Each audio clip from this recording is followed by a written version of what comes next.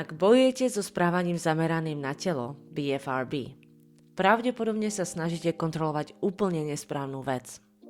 Starovekí stoici mali koncept nazývaný dychtonómia kontroly. Je to múdrosť vedieť, čo je vo vašej moci a čo nie je. Pokiaľ ide o hryzenie nechtov alebo škriabanie kože, nepochopenie tohto rozdielu je tou najväčšou pascou.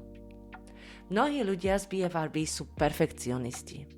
Klinická psychológia to dokonca nazýva Frustrated Action Model, model frustrovaného konania.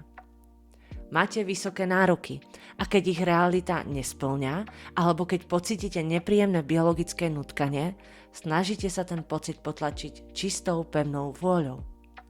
Ale neuroveda nám ukazuje, že snaha o násilné potlačenie nutkania v skutočnosti spôsobuje, že sa naň váš mozog sústredí ešte viac.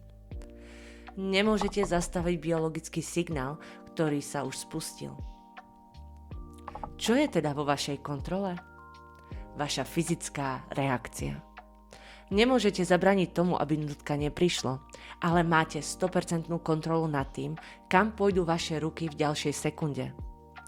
Uzdravenie neznamená, že už nikdy nepocítite nutkanie hrízť alebo škrabať sa. Uzdravenie znamená, že nutkanie príde a vy pokojne a automaticky presumerujete svoje ruky bez toho, aby ste si ublížili. Toto je posledné video za série. Prebrali sme veľa.